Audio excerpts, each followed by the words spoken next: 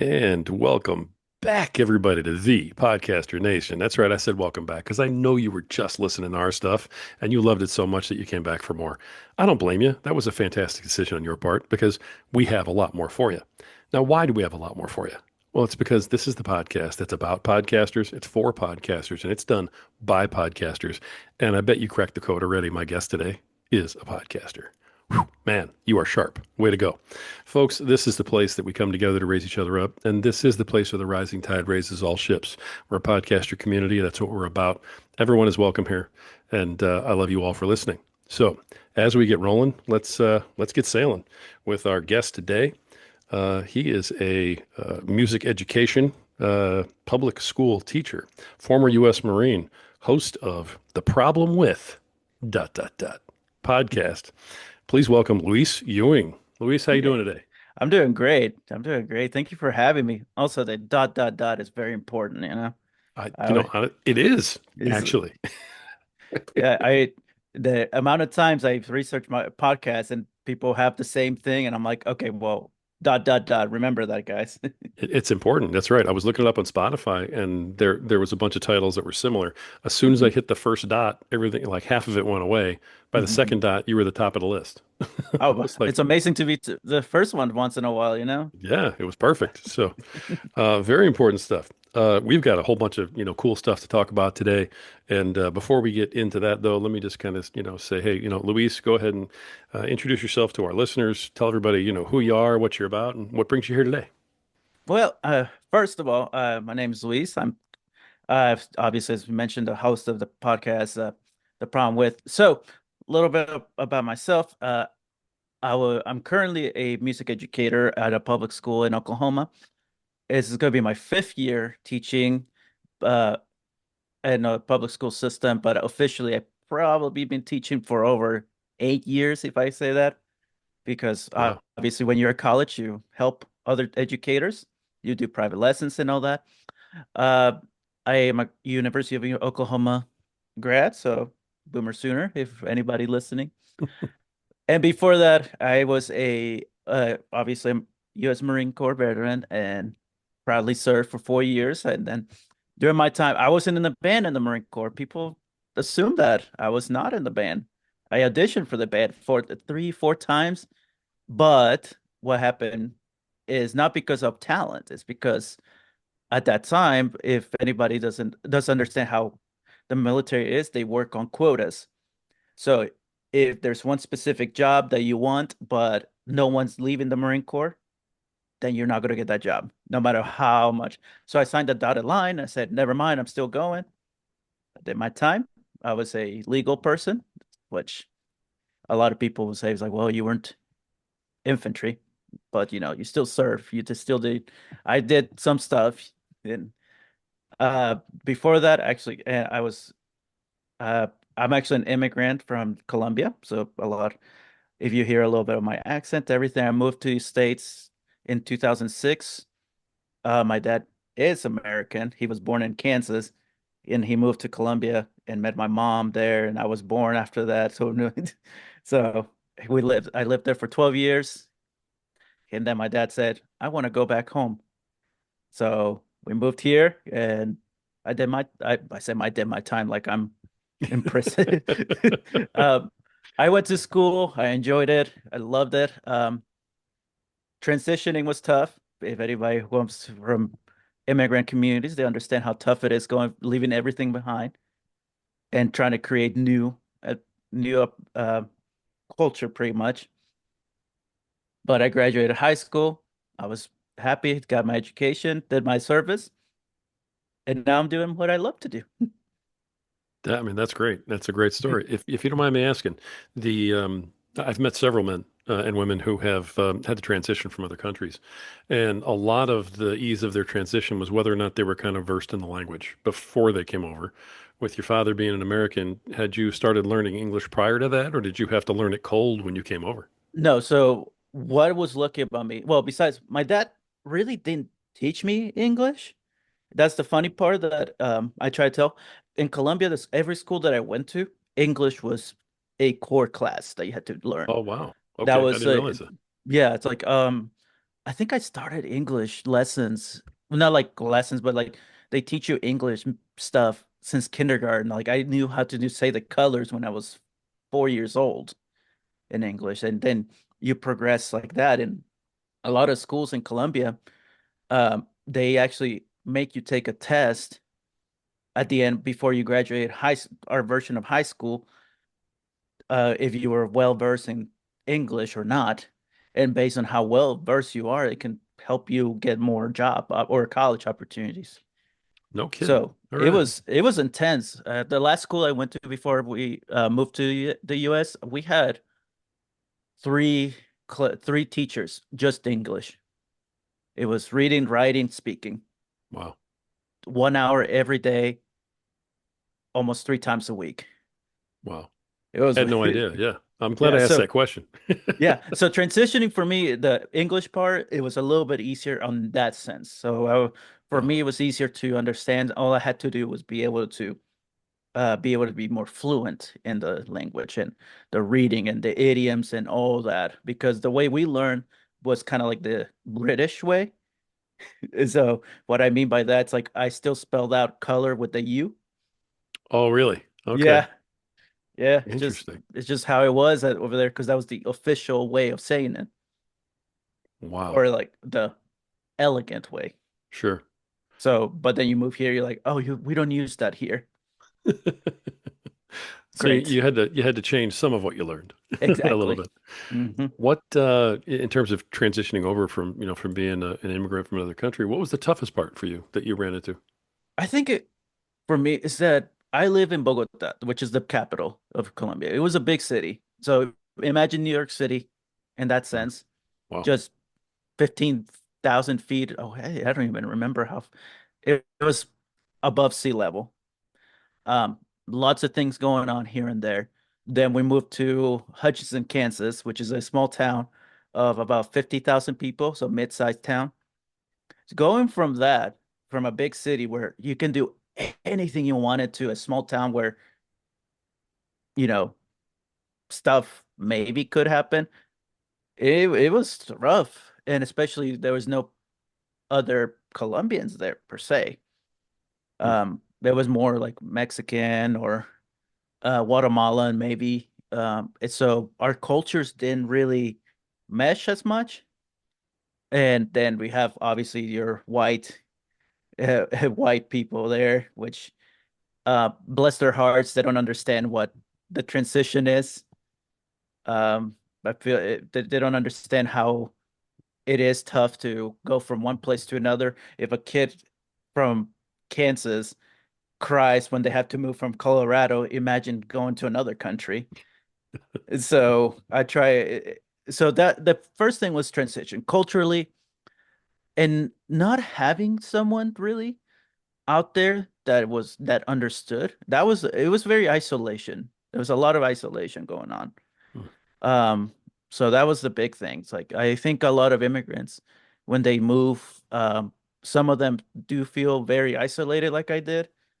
Others maybe have a support system, which is great, and I'm all for any type of support. But yeah, I think a lot of immigrants will say that the hardest thing is they feel isolated in the world.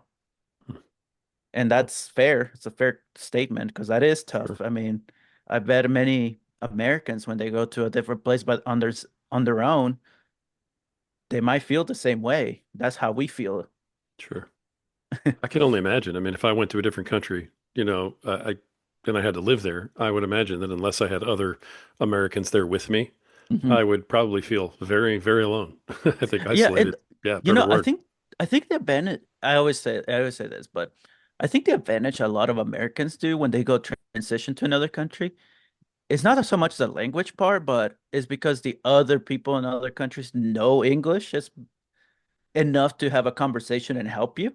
So Hmm. you're not lost, but also that in like more like European countries that I know, they if you decide to immigrate and become a citizen there, you have 5 years to be a resident over there, and they pay for you. The government pays for you to be fluent in language and culture there. So imagine Interesting. So that'd be awesome if we did that here. Like it will help the process so much better. Yeah. Wow. But yeah, Interesting. All right. I'm learning all kinds of stuff today, and we just got started. it's, So I love it's it. being an Uh, educator, man, you know. there you go. That's right. I'm being educated by an educator. Go figure. So when at what point in your life, did you get into music? I think early. I mean, Colombia was. I think even when I was a kid, it's just in Colombia, music is part of life over there. Everybody wants to be a musician somehow, but I think what I just loved it ever since. Especially when I started playing a drum set because every kid wants to beat the drums as a kid. Um, but I think that became not just a passion, but an obsession for me, maybe starting when I was 10. So when we moved to the United States, my dad got me private lessons, which was great, and it was on drums. And ever since there, like my private instructor in the first lesson, the test run, usually I found out later on that my dad will tell other instructors to make it look like a test, make it sound like this was an in and out thing because I'm used to that. That if you take a test to be accepted into something, because a lot of schools in Colombia, especially private, you take a test to be accepted into their schools, even though my instructor was like the private instructor didn't, she just play along. But then she was like, "Gosh, he's really good at this. He's really," and I was like, "Great." So I kept it up, and then that obsession went from percussion to drum to guitar to any instrument, and I loved it. Every minute of it. I would try if I had free time at school, I would sneak out of class, maybe not sneak out or ask for permission, and just go to the band room and practice. Um, but then as I was about to graduate high school, I was thinking, I don't know if this is what I want to do. Do I want to, this is this my career? Where do I want to go? And I had other friends who auditioned for School of Music and I at other universities. And everybody went to Kansas or K-State. And I was like, I just don't want to do that. I don't want to be that. I don't want to go there. So I joined the Marines thinking maybe there was something else out there for me. Maybe I just needed something else to do. Maybe music was not my thing.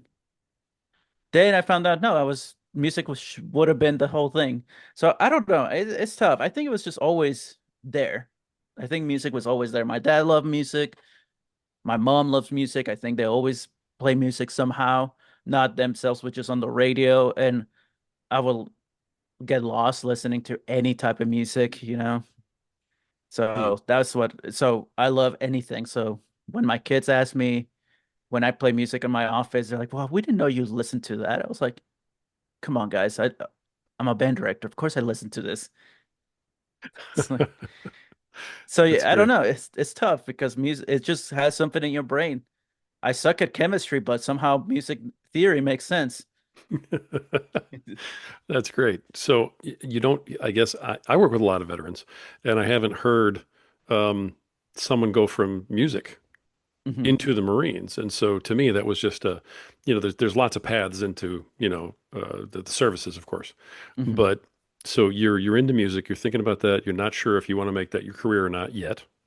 And so you join the Marines to sort of explore your options, like see Yeah. the world type of thing, or Yeah. Yeah. It was mainly to get out of, I mean, I like to get out of Dodge, but, but like explore what's out there to prove that I can do something else. And maybe there's another hidden passion somewhere out there. So then I did legal and I thought that would be because I thought, oh, I love doing that kind of stuff. And then I found out 3 years later, I hated it. It wow, was boring. It was too bureaucratic for me, or um, I wanted to do certain things a certain way because um, it made no sense why we were doing it that way. But of course, you go someone else higher up and they say, this is how we've done it for so long. Why are you trying to change things? And you're like, well, that's well, the point of the slogan that we always say is like adapt and overcome. right. It's like that's I always I had great leadership though. I had really, it's just that one or two bad leaders that you have that destroy your view of the Marine Corps, which is not, I mean, some, but I had amazing leaders that helped me throughout the whole thing. Like I had a sergeant that was always on top of things, helping me. She was rough, of course, on a lot of us. But she was fair because she cared about everybody in a way. She just wanted us to stop being lazy, uh, but like everybody. But she always pushed for details, details, details. Yes, we want to get out of here soon, but if we don't do it in a very good, consistent, detailed way, whatever mistakes we do now, we got to pay them next week, and then the next week, and the week after. So that's what helped me with a lot of getting through the Marine Corps and get above the ranks, like attention to detail, attention to detail. But then I wanted to join the band again. But then when I was stationed in South Carolina, I saw the Marine band there and how they do things, and I was like, you know, I love music, but I don't want to do that. I want to wake up every day at 4 in the morning, do the same thing, get yelled at because my uniform was had something like a little um something wrong with it that was not that no one in a mile will see it and stuff like that. I don't want to play the same songs over and over and over. So I decided to audition to go to music school just so I can change something that way through education. Because I thought I love when I did other stuff, I did orchestras, I've done symphony bands, I've done everything like that, jazz bands and everything. Music was free flowing. It was fun. And I feel like military bands is a great gig. It's like amazing if you want to retire, but are you willing to that kind of scrutiny every day and just play the same thing over and over? I don't know. Now, maybe some people who are Marine or military band people will say that's not true. That's not what we do. Hey man, I'm just saying what I saw and I experienced. Not every military band's this way. Maybe some military's band have the Air Force band, amazing. They're amazing people. Um, the Navy band, I'm not sure. They're okay, I guess. The Marine band is very traditional. Everything they do is very traditional, and I don't think that was my thing of thinking, like my way of thinking. I was very try to find other ways to make music, not just the same way over and over. If that kind Interesting. of makes sense. Sure. I noticed you left out one of the branches. Are you trying to, just Oh no stay no no safe, or did you? no no no no. I have a lot of friends in the Army and National Guard. They're great. I just keep forget. I just put them in the same as the Navy. Ah, Sorry okay. if you hear my baby. He's crying. Oh, no, I He just can't hear woke it. up from. Oh, good. He just woke up from his nap. Poor guy. I understand. That's why we don't edit though. You know what I mean? Because Oh life happens, man. We'd yeah all love to have a sound compression chamber, with an yeah. airlock, and doesn't work. Life happens when you're No no podcasting. no. No. My wife is like, oh, you're interviewing today. She's like, yeah. She's like, okay, I'll make sure he's quiet. I'm like, oh, it's gonna happen no matter what. Sure. No, 100%. How old's your baby? He just turned 1. Oh, congrats. Yeah, Now, is that your only one? yes. Oh, you Yeah. guys are so So, young. It's so fresh. It's so new. It's so great. oh, he is a tiny tornado right now.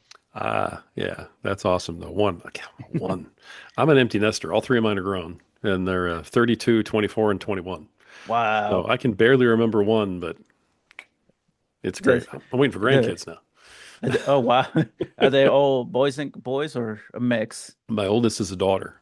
Oh wow. Yeah, Smart. and yeah, and she Fred. unfortunately is just like me. So just So your favorite? tore me up, tore me to pieces for years.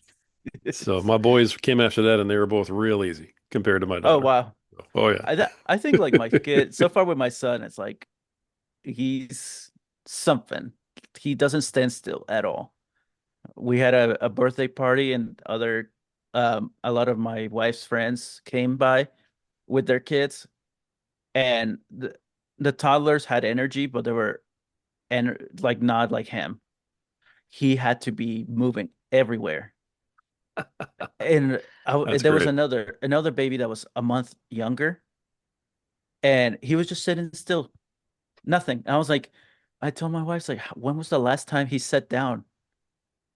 Like when our kids just sat down and just enjoyed life. No, no, no, Mm. no. Nope. Ran around that pool, man. That's awesome. Well, maybe he's got a career in either the Marines or the marching band. Yeah, or I'm pushing for the OU athletic scholarship, you know? Oh, there you go. I mean, hey, OU, not a bad place. All righty. No, I love that. The So at some point in here, you get out of the Marines, and Mhm. at that point, do you go into the public schools and kind of start the path that you're on? Yep. Okay. And at what point in all of this do you decide you're going to go do a podcast? So I actually started, I thought the idea starting like my fourth year teaching, so just 2024, I started like looking at people. I had friends who started doing podcasting as well. Hmm? They were doing music podcasts, and I was like, um, that's great. That's awesome. Maybe I'll think about that. Then more stuff about our superintendent, for state superintendent was happening. He was pushing for Bibles in schools, that in public schools, which was very, very illegal and unconstitutional because obviously separation of church and state. So he was trying to push for that, and he was using tax dollars to push for that. So state sponsor religion pushing kind of thing. Okay. Then after that, he was calling our teacher unions the terrorist organizations, and he was pushing for another thing called the Libs of TikTok, which if you ever heard of them, they're not liberals. They're actually trying to own the libs, and the lady who owns that TikTok account, she doesn't live in Oklahoma, but the superintendent of the state superintendent for education, he put her in charge of books, like of all that stuff, to tell what curriculum should be in Oklahoma, which had nothing. And due to that rhetoric, it led to bomb threats in Tulsa public schools. Oh, wow. So, and all that stuff, and maybe even gun threats and all that. So after a while, I was telling, I was, and I'm gonna say, like, I'm very on the left side, very liberal, Hmm? um, because I see a lot of stuff going on, and I think we need to fix it. So I started thinking, like, I seen podcasters that I believe in, and that are on the left side, but they always cover the same thing. Or I watch their YouTube videos, and I get it. YouTube algorithm is certain, like, and you put the little uh title, like they do, this is the end of Trump, or this is it, guys, or Supreme Court does this, and I'm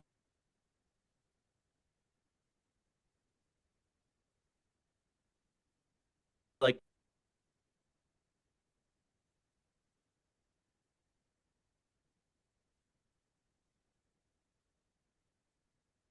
And you froze for just a minute. We'll get you back.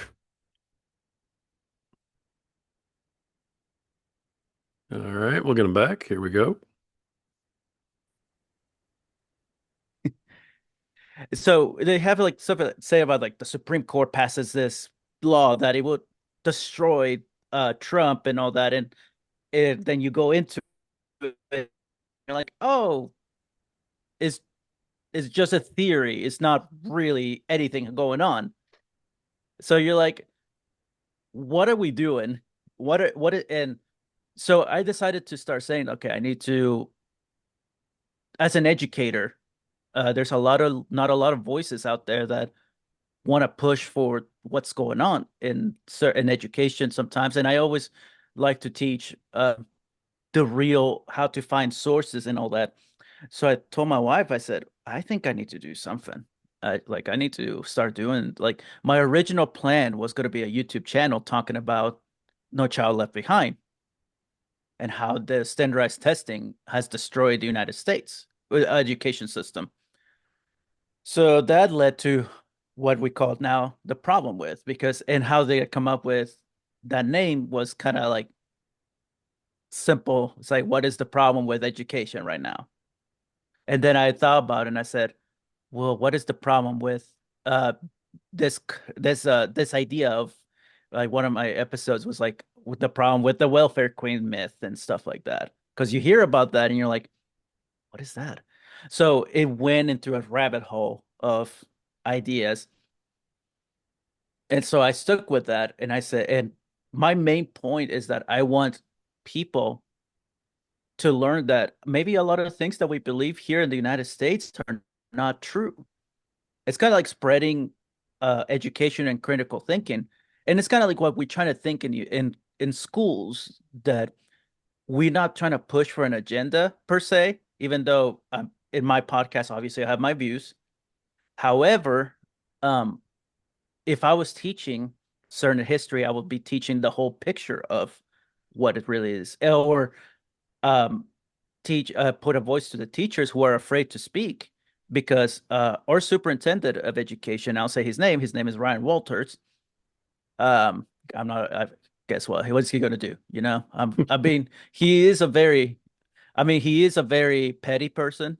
As a He has revoked licenses for teachers because they didn't agree with his views. Hmm. Very illegal stuff. But I think my voice is kind of more.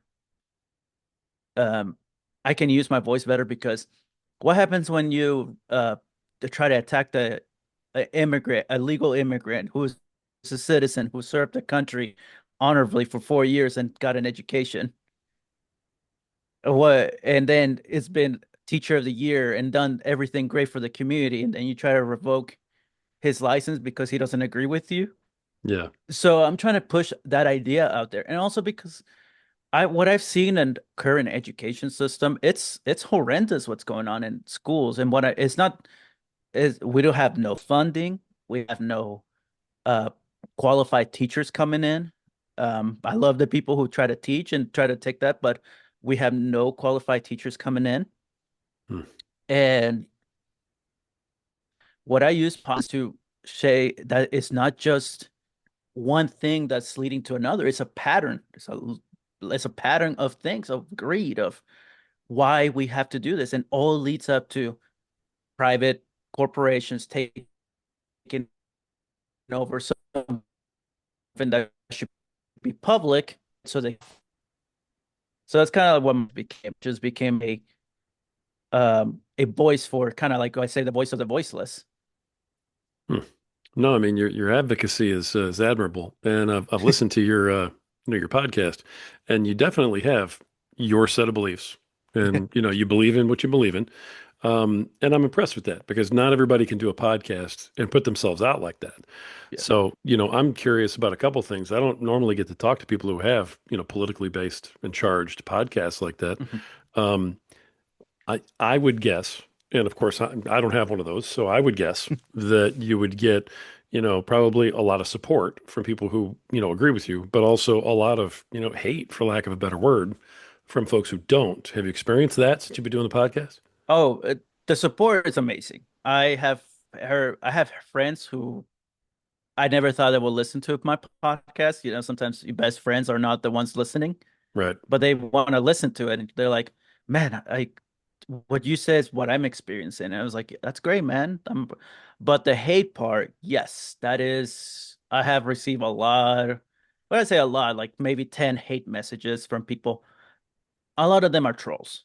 That's all I'm going to say. They're trolls, but a lot of those trolls have said very hurtful things. Hmm. And it's prevalent, because when I have been told very racist things, and I have to put that on the record and be like, I'm not Mexican, dude, but it doesn't mean that I'm Colombian. But when you keep calling me a Mexican or something like that, it's obvious that you don't care about the message. You only want to be racist or rage bait and all that stuff. But I'd have received other things, like, you just want to make this country into a third world country, or you want to make us into Soviet Union. And I try to be polite and said, no, it just makes no sense that the wealthiest country in the world cannot take care of homelessness, or homeless veterans, or have the number one educated system in the whole world, but we do have the number one spending military um, in 10 countries combined. Like the amount of money we spent on military makes no sense, the funny part is that people don't realize the money doesn't go to the actual military, like soldiers, Marines, or anything like that. It actually goes to private contractors, and that's where all the money is really going to for to create more. Um, it goes to Raytheon, Lockheed and Martin, and all that stuff. So it is fair to say and to question why are we paying so much money for this when it's obviously we don't need it. If you cut half of the military budget, the amount of money that we can actually spend to cure homelessness in this country or not say destroy, or take care of health of our most vulnerable, it will change the way we think, the American way. It will make it a place where people are happier, a place where people are not always struggling for the next paycheck. But that's just kind of it. So that kind of hate I get all the time. I'm a pro believer that I always mention there's the things in the Constitution that say life, liberty, and the pursuit of happiness, and everybody wants to go for that. But my counter to that is, well, the founders wanted life, liberty, and the pursuit of happiness.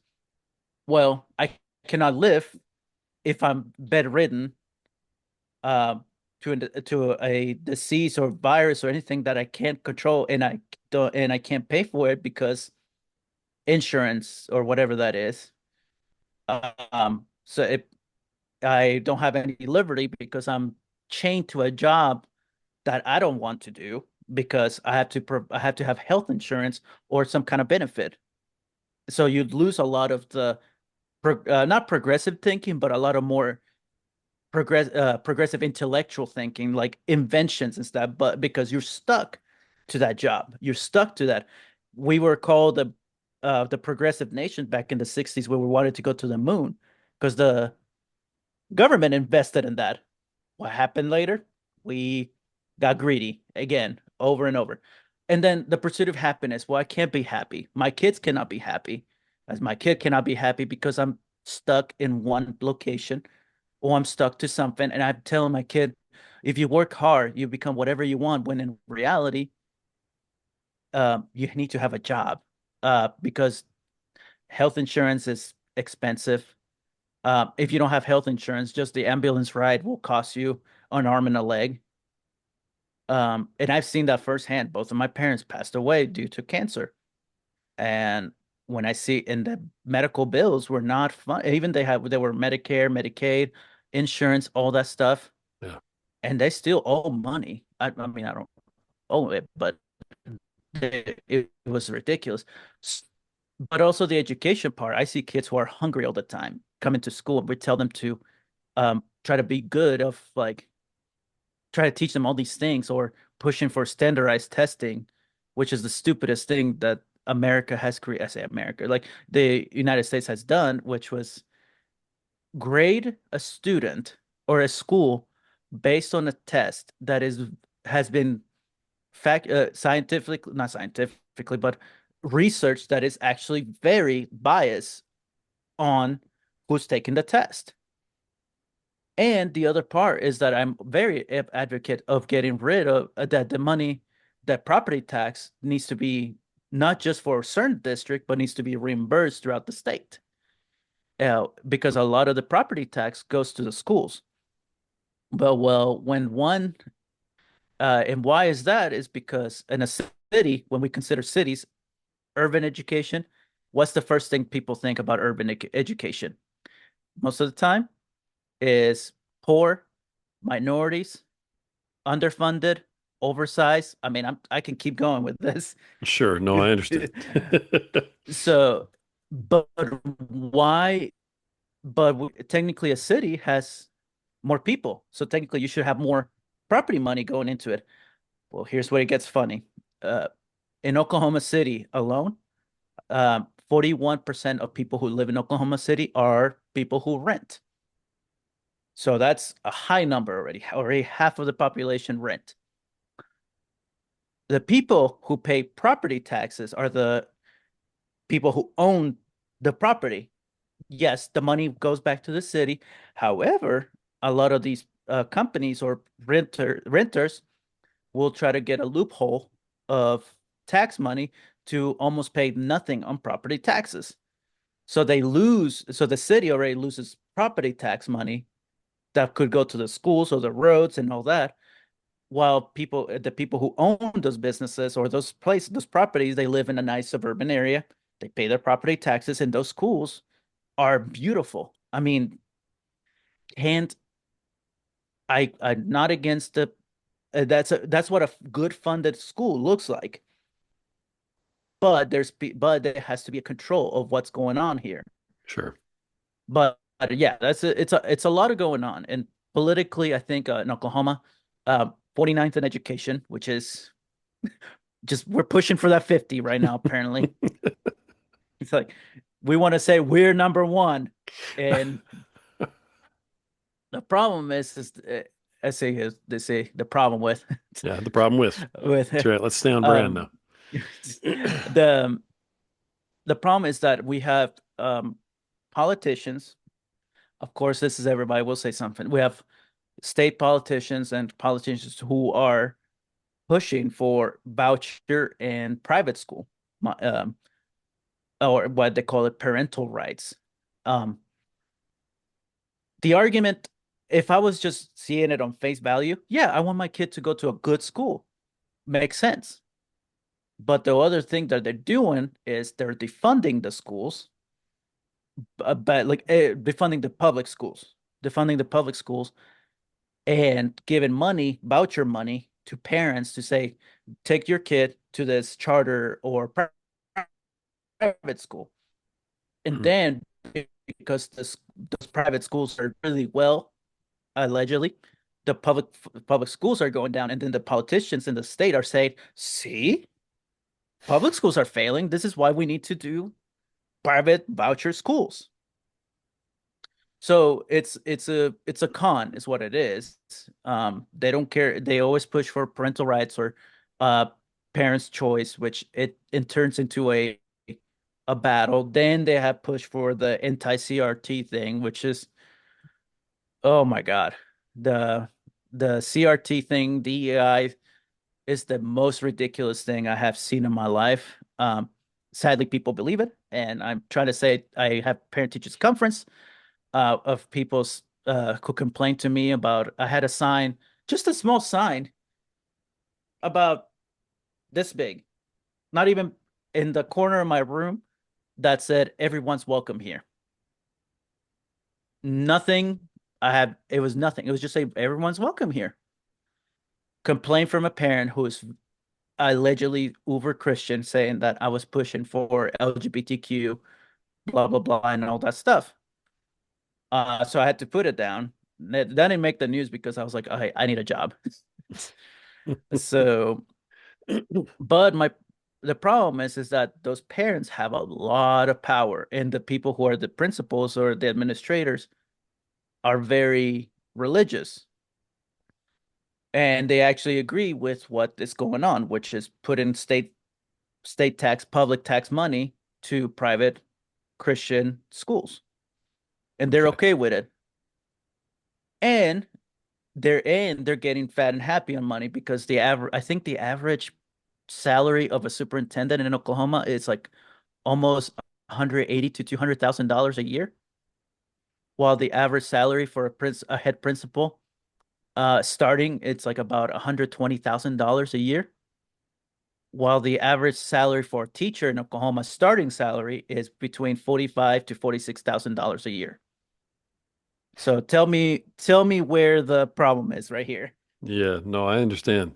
So these are the things that you talk about on your podcast. Mhm. Your the way that you feel about these things and the way that you felt about all this locally in Oklahoma is what led you to kind of start this. Yeah. So I guess my question for you on the podcast is, I mean, obviously you want to get your viewpoint out there. and you want to recruit more people to maybe think that way, right? And I get that 100%. Is what's the overall purpose of the podcast? Is it just to recruit folks over to your way of thinking, or are you trying to make a bigger point? I think my biggest purpose is to start a movement. Okay. And by that I mean I want people who are like me, teachers, families, who are to start getting more involved out there. I push for advocacy everywhere. If you really want to know what's going on, if you really want change, you need to start locally. You cannot wait for Senate or Congress or the president to change your life because that's not how it works. Right. The part that really affects you the most starts locally. And I want people to start realizing that the problem with what's going on around us is not because of immigrants. It's not because someone took your job. It's not because someone who likes boys and there's boys and they kiss boys or girls and stuff like that. There's no such thing as that. The bigger problem is that they are people above us whose main interest is to push an agenda to separate us. Because the biggest danger to a structure that is only benefiting the 1% is when the other 99% decide to join forces and take over back the country what it was. And sometimes people say what it was is like, well, we I could be even before the 1800s. And what I mean by that is that there was universal health care there, universal education for students. Let's take out the racism part and the slavery, and then we'll be okay. you know. And also, I want to people to who maybe disagree with me to realize someone who's a immigrant. Someone out there, and they're not doing anything wrong. I'm an immigrant, and I'm teaching. I'm doing everything that I'm putting out there. That is, I'm doing my best to make my own American dream. So, and at the end, I want to kind of create this movement to one, get people involved politically, educationally, and maybe sometimes financially savvy and realize that the poor are not the problem. It's the ones telling you that the poor are the problem. And also I want to kind of start pushing more for more of an education reform in Oklahoma to start becoming more of what I think will make the state the envy of the country. My biggest goal is right now and where I live is that I'm pushing for one universal childcare for infant to 4 years old. We have a program that's four to kindergarten, but a lot of families, like my wife and myself, we have an infant. It is so in childcare here is like $350 per week. Uh, why can't we use that money that we always waste on creating the new building that has nothing to do with Oklahoma, or spending on adding taxes to build a new basketball arena that no one agreed on? Why not give it to creating a child care service that one, it will increase revenue because more moms and dads will be working because they don't have to worry about child care. That you increase productivity, and two and three, it gives the parents the ability to go forward with their careers. Hmm. But what do I know? I'm just a I'm but just a teacher, right? yeah, just a teacher. But at the end, also I want to for parents, the last one I think is my biggest one. I want parents to realize teachers here are not trying to indoctrinate your kids. Not trying to. The only way we try to indoctrinate is like we want homework to be turned in. We want kids to speak in proper sentences, or we want kids to understand how critically think. We're not here telling them that I don't know what they believe, what people believe we're doing in classrooms. I don't know. There's kitty litter going on and telling them to go poop in a kitty litter or whatever they're doing. That stuff. I just want parents to understand teachers are humans. I do agree with that we need more mental health counseling in this schools and less police officers. That leads to another conversation, but Right. No, I I understand. yeah, because I that school I worked at, we had three police officers, and the amount of violence in the school was higher. Okay. So, and here's why, and I tell you real fast: higher police force, that means more kids will try to get to do something wrong, and they know they're gonna get kicked out of the school. But that's what they want because then they can get out and do whatever illegal stuff they wanted to do. So we're kicking kids out of school because of illegal activity, whatever that is, fighting stuff. I'm not saying if you threat the school that you should stay in school. No, no, no, no. That's not what I'm saying. But my point is, if we were providing the resources for teachers for the students, you will see a decrease on what people, well, violence, suicide, and false information going into the media.